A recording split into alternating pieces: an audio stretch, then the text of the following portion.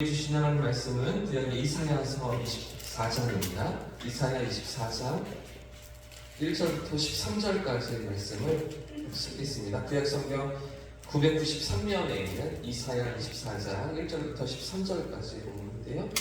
교독해서 읽겠습니다. 보라, 여호와께서 땅을 공허하게 하시며 황폐하게 하시며 지면을 뒤집어 엎으시고 그 주민을 흩으시리니 백성과 제사장이 같을 것이며 종과 성전이 같을 것이며 여종과 여주인이 같을 것이며 사는 자와 황자가 같을 것이며 빌려주는 자와 빌리는 자가 같을 것이며 이자를 받는 자와 이자를 내는 자가 같을 것이라. 땅이 온전히 공허하게 되고 온전히 황무하게 되리라. 여호와께서 이 말씀을 하셨느니라. 땅이 슬퍼하고 쇠잔하며 세계가 쇠약하고 쇠잔하며 세상 백성 중에 혼자가 죄악하며 땅이 또한 그 주민 아래에서 더럽게 되었으니 이는 그들이 율법을 범하며 율례를 어기며 영원한 언약을 깨뜨렸습니다. 그러므로 저주가 땅을 삼켰고 그 중에 사는 자들이 정죄함을 당하였고 땅의 주인이 불타서 남은 자가 부졌도다. 새 포도즙이 슬퍼하고 포도나무가 쇠전하며 마음이 즐겁던 자가 다 탄식하며 소고치는 기쁨이 그치고 즐거워하는 자의 소리가 끊어지고 수금 타는 기쁨이 그쳤으며 노래하면서 포도주를 마시지 못하고 독주는 그 마시는 자에게 쓰게 될 것이라.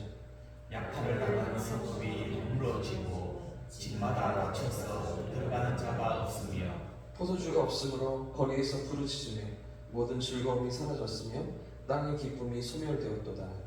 성읍이 황무하고 성문이 파괴되었느니라. 읽겠습니다. 세계 민족 중에 이러한 일이 있으리니 곧 감람나무를 흔드는 같고 포도를 거둔 후에 그 남은 것을 주원 같을 것이니라. 아멘. 아멘. 할렐루야. 아멘. 오늘도 하나님의 말씀이 우리 삶에 가까이 찾아오실 줄 믿습니다. 아멘. 이사야서의 지금까지 흐름을 좀 정리해 보면요, 큰 그림을 그리고서 좀 본문을 보시면 도움이 되실 것 같은데요.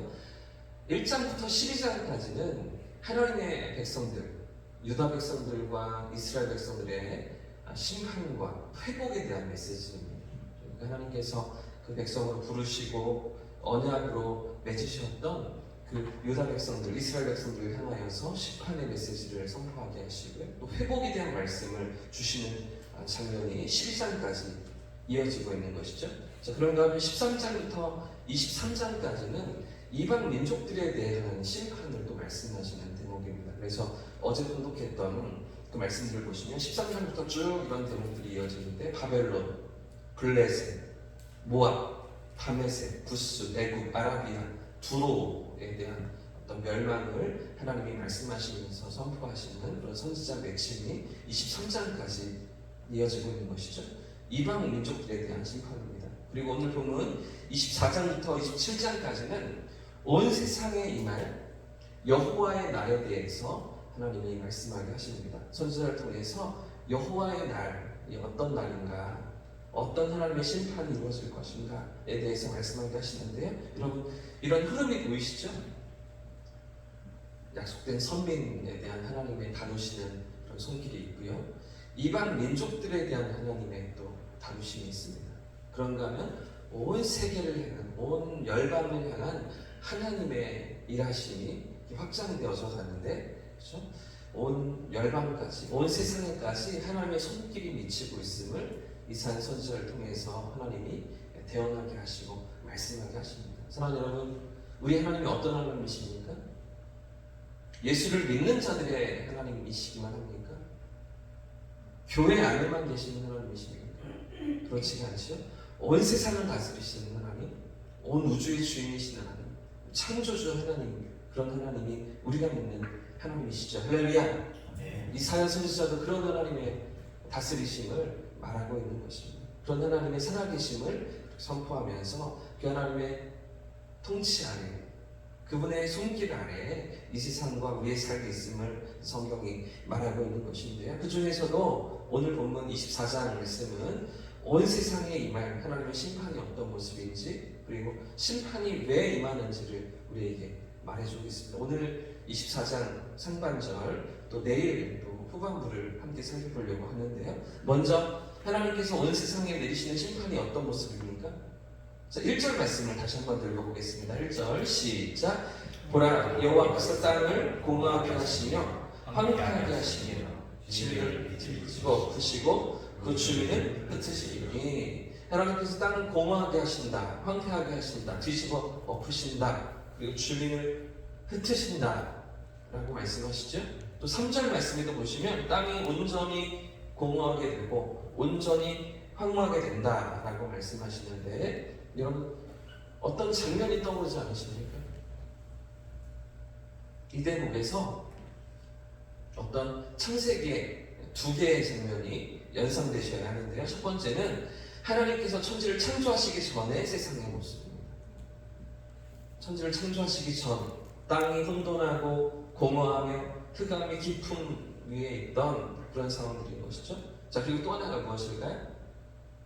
창세기 11장의 바벨탑 사건입니다.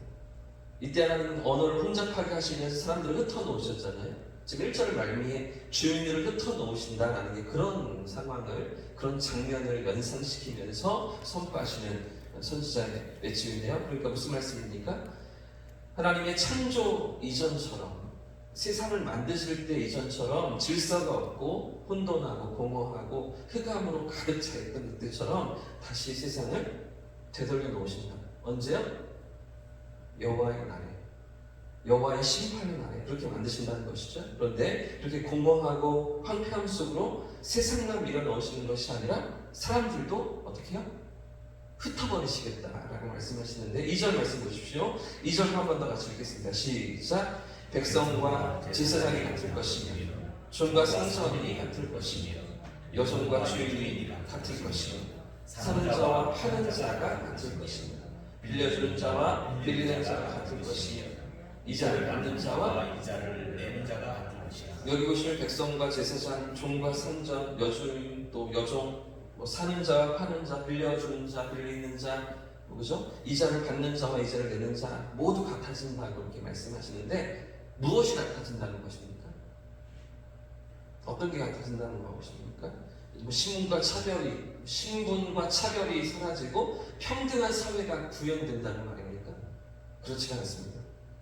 자, 1절을 이어받으면서 1절 마지막에 그 주민을 흩으신다는 말씀에서 이어지고 있는 대목인데요. 마치 바벨탑 사건에서처럼 하나님께서 백성들을 흩어버리시고 심판 가운데 던지신다는 것이죠. 그러니까 지금 백성도 피할 수가 없고 제사장도 피할 수가 없다, 똑같이 당한다, 이 말씀을 하시는 겁니다.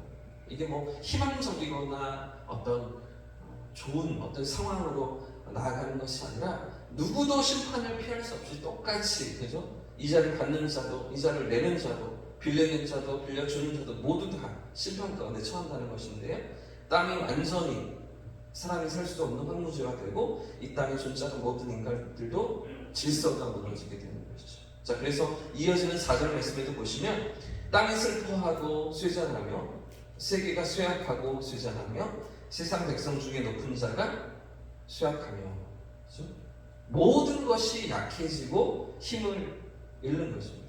땅이 메마르고 황폐하면서 백성들도 생기를 잃어버리게 되는 이런 여호와의 날, 여호와의 심판을 경험하게 되는 것인데, 그런데 세상이 왜 이런 심판을 당하는 것입니까?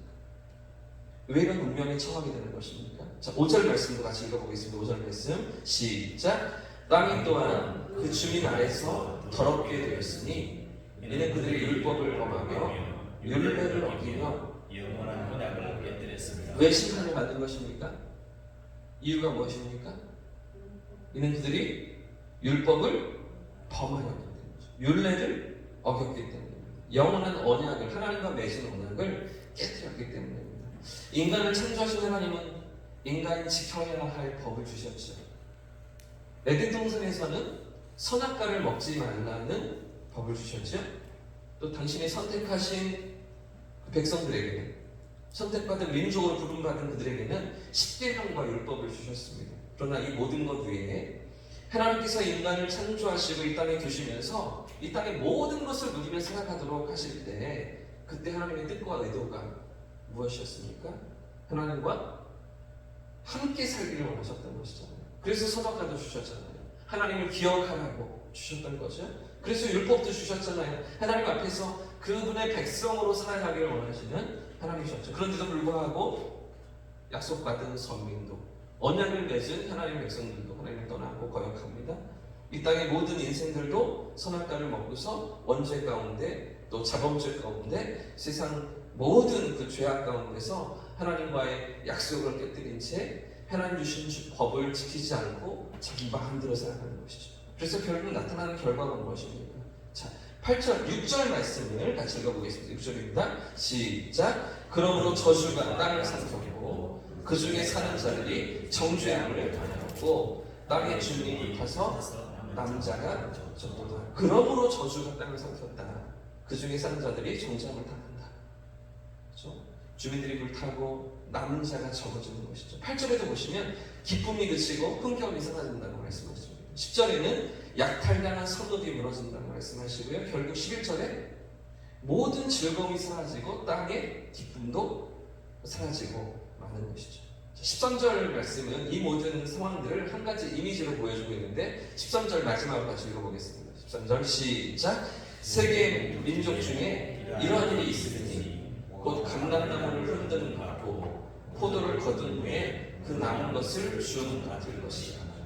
감람나무를 흔드는 같다는 게 어떤 의미입니까? 포도를 거둔 후에 남은 것을 줍는다는 것이 어떤 의미입니까? 이 감람나무나 포도나무 열매를 수확하고 난 뒤에 그 뒤에 나무를 흔들면 수확할 것이 있습니까? 없습니까? 다 털고 나서 그때 또 찾아가서 나무를 흔들고 있는 것이죠. 남은 것이 없죠. 수확할 것이 없는 것입니다. 그런 처지에 세계 모든 민족들이 처한다는 것입니다. 누구도 피하지 못한 그런 심판을 당한다는 것이죠. 그런데 왜 이런 심판을 당한다고요? 왜 이런 괴로움과 아픔을 당하게 하시는 것입니까? 하나님과 맺은 언약을 어겼기 때문입니다. 하나님의 법을 버리고 살아가기 때문이죠. 이런 여호와의 날이 준비되어 있다. 이런 하나님의 심판이 있다라고 선지를 통해서 하나님 선포하게 하시며 말씀을 전하게 하시는 것인데요. 사랑하는 여러분, 오늘 이사야 24장 말씀이 우리에게 교훈하고 있는 내용이 무엇입니까? 오늘 이 여호와의 날에 대한 심판, 그 예언의 말씀을 주시면서 우리에게 어떤 깨달음을 주님 원하시는 것입니까? 하나님 말씀 앞에서 살아가기를 원하시는 것이죠. 우리가 이 땅을 살아가면서 하나님 그 말씀의 인도하심 앞에 서 있기를 주님은 원하시는 것입니다. 하나님을 섬기며 하나님을 경외함으로 살아가는 그런 삶의 자리로 우리가 나아가기를 주님 원하시는 것이죠. 오늘도 세상은 내가 왕 되어서, 내가 내 인생의 주인 되어서 왕노릇하며 살아가지 않습니까? 내 마음대로 내가 원하는 것을 추구하며, 그렇죠? 내가 내 인생의 중심에 서서 모든 것을 내 뜻대로 추구하며 살아가지 않습니까? 그러나 이사야서 말씀은 우리에게 가르쳐주고 있는 것이죠. 여호와의 날이 있다. 여호와의 날을 기억하라고 말씀하시면서 하나님 앞에 서는 인생이어야 한다고 오늘 말씀하고 있는 것입니다. 오늘 우리의 삶은 누가 인생의 주인 되어 살아가고 있습니까? 누가 우리의 삶의 중심에 앉아 있습니까? 내 삶의 모든 결정과 선택과 나아가는 길이 누가 앞에 서 있습니까? 우리가 이 말씀을 마음에 새기고 하나님과의 친밀함 속으로 나아가는 저와 우리 모두의 삶이 되기를 축복합니다. 여호와를 경외하며 하나님 주신 법을 떠나지 않고 그 말씀 안에서 살아가는 복된 하루가 되시기를 예수님 이름으로 축복합니다.